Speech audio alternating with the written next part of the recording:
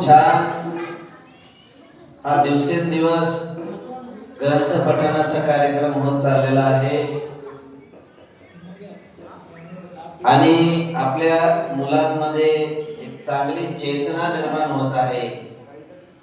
धम्म कळत आहे, बाबासाहेब कळत आहे आणि खास महत्वाची गोष्ट म्हणजे आपलं आयुष्य आपण कसं जगलं पाहिजे हे या विहाराच्या प्रांगणात बसून जे जे ऐकतात त्यांना नक्कीच हे कळत आहे.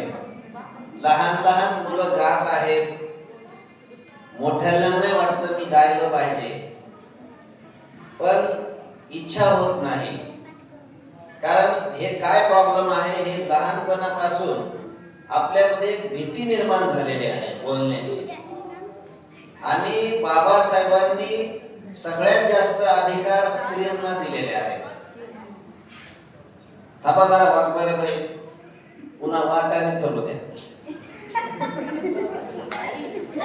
हे एक लक्षात घ्या, वाईट गोष्टी ऑटोमॅटिक आपल्याला आपल्या अंगी येतात. चांगल्या गोष्टी शिकायला बसावं लागतं, मन स्वच्छ करावं लागतं. आपण ज्वारी पेरतो की नाही, त्याच्या बाजूला काँग्रेस घासगवत पेरतो का, तरी ते येतं की नाही. आपण तर ते पेरत नाही, पण ते येतं. त्याला कोणी ही म्हणतं का, नाही. पाऊस पडला की ते येतं. असे माणसाच्या मनामध्ये वाईट विचार येत असतात. तर हे ते व्यासपीठ आहे, धम्म व्यासपीठ. ते इथून ते वाईट विचार कमी होतात, नष्ट होत नाही, कमी होतात, कंट्रोल होतं. त्याच्यावरती आपल्याला एक निर्णय घेण्याची क्षमता इथून वाढते. आता त्या मामी त्याच्याशी 2-3 वेळा गाणं बोलल्या. त्यांना दम लागत होता, पण त्यांनी म्हणायचे प्रयत्न केले. आज या 2 ताईनं जसं जमन तसं गीत गाण्याचे प्रयत्न केले. मला चांगलं कळतंय की जुन्या महिलांना जुने गाणे खूप छान चांगले येतात. ते याच्यासाठी म्हणायचे की आपल्याला आपलं मन निरोगी, शरीर निरोगी हे ठेवण्यासाठी बोललं पाहिजे. बाबासाहेब म्हणतात प्रश्न पडले पाहिजे. आम्हाला प्रश्न पडत नाही, आणि प्रश्न पडते तर कोणते, चांगलं चालू असताना आपसात बोलण्याचे. पहा किती मोठे प्रश्न, दिल्लीला सुद्धा सुटणार नाहीत एवढे भयानक मोठे प्रश्न. जुने लोक एक गाणं म्हणायचे, वामन दादा कर्डकचं एक गाणं आहे. मला आवाज नाहीये, पण मी गाणे म्हणा मला खूप वाटतंय. तर मी त्याच्यातला एक 2 लाईन सांगतो. मी 2 लाईन सांगतो, जुन्या महिलांना चांगले माहीत आहे. 2 लाईन सांगा वाटतात मला. सगळ्यांनी जर ऐकलं तर मी सांगतो. आणि बघा त्या गाण्याचे शब्द काय आहेत. माझ्या आवाजाकडे बघू नका, माझा आवाज काहीच नाही, परंतु माझ्या आवाजातले जे शब्द आहेत ते वामन दादा कर्डकचे आहेत. वामन दादा कर्डक त्यावेळेला सांगत होते जेव्हा आपली महिला अडाणी होती, आपले माणसं अडाणी होते. तर वामन दादांनी शोधलं की हे लोक अडाणी का आहेत, नेमकं चूक कुठं झाली. तर वामन दादाच्या लक्षात आलं, आणि वामन दादा आपल्या गीताच्या माध्यमातून म्हणतात, सुकले दादा बाबा आणि आजोबा पजोबा. वामन दादा, सुकले दादा बाबा आणि आजोबा पजोबा, आपण तरी नाही आता चुकवायाच, बाळान बेबीला शिकवायाच, बाळान बेबीला शिकवायाच. चुकले दादा बाबा आणि आजोबा पजोबा. बघा आपले आजोबा पंजोबा चुकले म्हणजे आपल्याला शाळेत घातलं नाही, म्हणून आम्ही चुकत चालले बा. अरे चुकले दादा बाबा आणि आजोबा पंजोबा, अरे आपण तरी नाही आता चुकवायाच. बाळयान बेबीला शिकवायाच, बाळयान बेबीला शिकवायाच. पुढे काय म्हणतात वामन दादा? अरे बाबा दादा होते अडाणी, बाबा दादा होते अडाणी, शिक्षणाचे नव्हते रे ध्यानी, शिक्षणाचे नव्हते रे ध्यानी. ज्याची त्याची त्याची ज्याची त्याची हाजी हाजी, अरे ज्याची त्याची त्याची ज्याची त्याची हाजी हाजी. अरे आपण तरी नाही आता चुकवायाच, या बाळान बेबीला शिकवायाच, बाळान बेबीला शिकवायाच.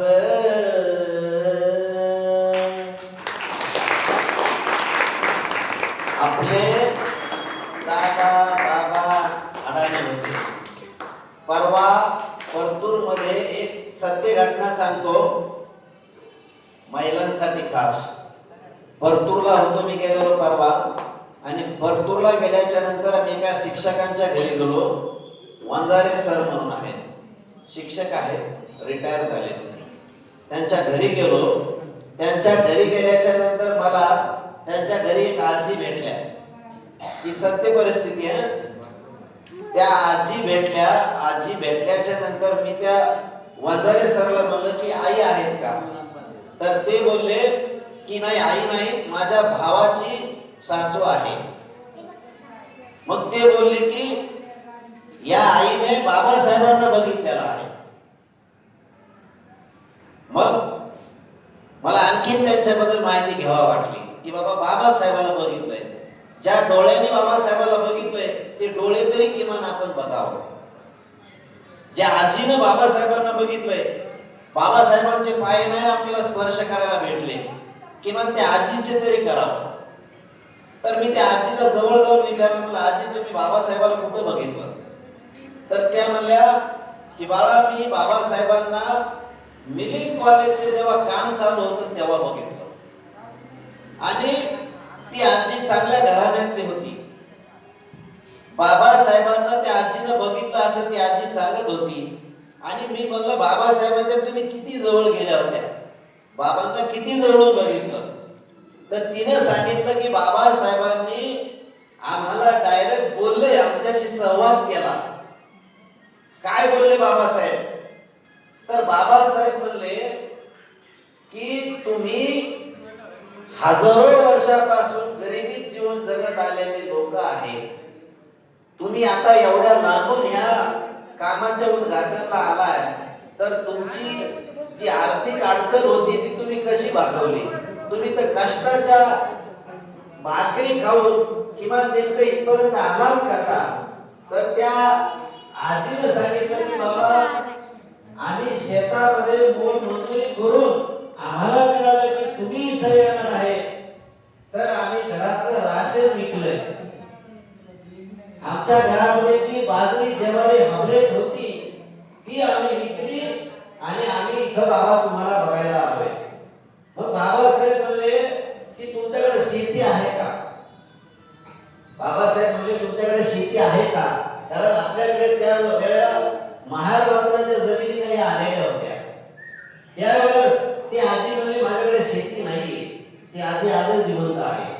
मग बाबासाहेब म्हणले कुठेतरी गायरान जमीन बघा, तिथं झोपडी बांधा आणि तिथं राहा.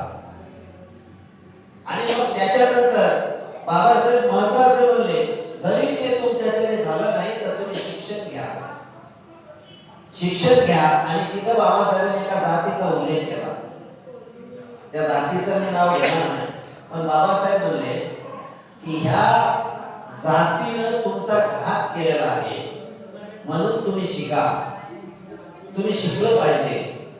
मग ती आजी म्हणत होती की बाबा मला तुम्हाला एक सांगायचं आहे, मी कधी जाईल मला माहिती नाही, पण मला एक सांगायचं आहे की बाबा आमच्या गावात कोणी शिकलेलं नाही,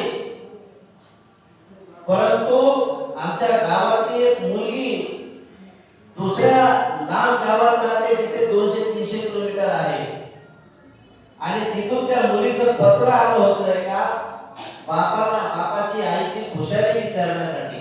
मी सत्य परिस्थिती सांगतोय, वेळ मिळाला तर त्या आजीला इथपर्यंत आपण घेऊन येऊ शकतो.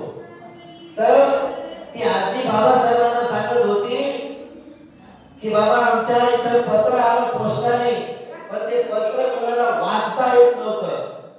ज्या बापाला पत्र मुलीनं पाठवलं होतं ते पत्र गावात आपल्या कोणत्याच माणसाला वाचता येत नव्हतं. त्या गावात फक्त एक माणूस होता ज्याला वाचता येत होतं. मग तो वडील मुलीचं पत्र त्या माणसाकडे घेऊन गेला आणि म्हणला एवढं मला पत्र वाचून दाखवा, माझ्या मुलीनं माझ्यासाठी काय लिहून पाठवलंय. तेव्हा तो व्यक्ती ठीक आहे म्हणला, मी तुला हे वाचून दाखवतो, पण माझं सरपण फोडून दे, माझं सरपण फोडून दे. तुम्हाला आश्चर्य वाटेल, अक्षरशः त्या व्यक्तीनं मुलीचं पत्र वाचून घेण्यासाठी त्या व्यक्तीच्या घरचं सरपण फोडून दिलं. आता आपल्याला वाटेल सरपण फोडायला लागेल वेळ किती. एक पत्र वाचून घेण्यासाठी त्या मुलीच्या बापाकडून 1 महिना 30 दिवस त्यांनी लाकडं तोडून घेतले. 30 दिवस, 1 महिनाभर घराचं काम लाकडं तोडून घेतले आणि मग त्या मुलीचं पत्र त्याला वाचून दाखवलं. एवढी भयानक अशिक्षित परिस्थिती आपली होती. म्हणून बाबासाहेब म्हणाले शिका. आता तुमच्यासाठी एक मिलिंद कॉलेज उभा करतोय. मी माझ्या आयुष्यामध्ये ग्रामीण भागातल्या लोकांना वेळ नाही देऊ शकलो, परंतु मी या ठिकाणी मराठवाड्यासाठी माझ्या गोरगरीब लोकांना मिलिंद कॉलेज उभा करतोय, जेणेकरून इथं तुम्ही जरी नाही शिकला तर तुमच्या मुलाबाळांना शिकवा. तुम्ही जरी वकील नाही झालात, तुम्ही जरी डॉक्टर नाही झालात, तुम्ही पोलीस जरी नाही झालात, तर वकिलाचे बाप बना, पोलिसांचे बाप बना, डॉक्टरांचे बाप बना आणि गर्वाने सांगा की हा माझा मुलगा डॉक्टर आहे, हा माझा मुलगा आयपीएस आहे, हा माझा मुलगा इंजिनियर आहे.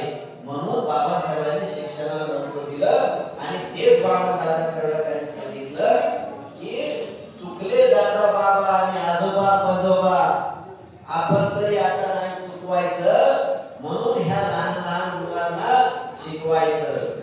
आम्ही शिकलो असतो, तुम्ही खरं सांगा, इथं बसलेली महिला जर शिकली असती इमानदारीने आणि आई वडिलांनी तेवढी किती परिस्थिती काढून इथल्या मुलींना शिकवलं असतं तर नक्कीच वकील डॉक्टर इंजिनियर असते. आणि जर वकील डॉक्टर इंजिनियर असती तर ती असती नसती. असती का?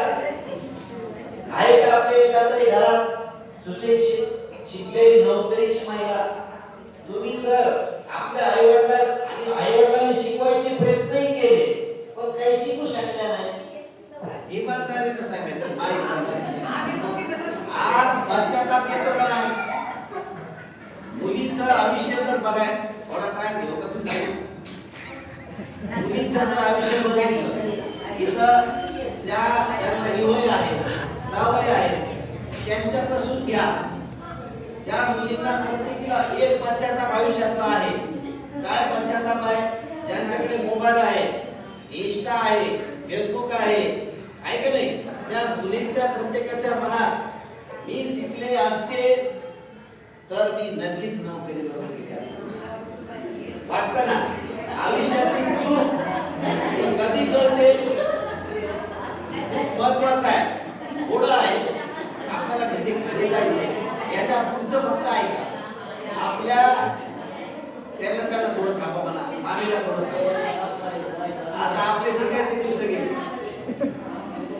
आपण शिकलो जर असतो तर खरोखर आपण उच्च पदवीवर असतो.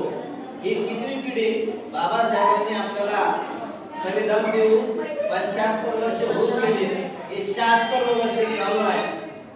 माझा सांगायचं तात्पर्य हे आहे की आम्ही शिकलो नाही, आमच्या आईला शिक्षण घेता नाही आलं आणि आमच्या मुलींचं सुद्धा कमी वयात लग्न करतोय. जे आमच्या आईच्या वाट्याला आलं आणि त्याच्यातूनच शिकलो नाही, जे आमच्या वाट्याला आलोय आणि तिथं थांबायला तयार नाही, आम्ही आमच्या मुलींचे वयाच्या 18व्या वर्षी कमी असताना लग्न करून देतो. ज्या वयामध्ये त्या मुलीनं खेळायचे तिचं वय असतं, त्या वयामध्ये ती स्वतःची मुलं खेळवते. सगळ्यात मोठं हे दुर्दैव आहे. आणि तिथं काय होतं की आपल्या महिला शिकत नाही, शिक्षण मिळत नाही.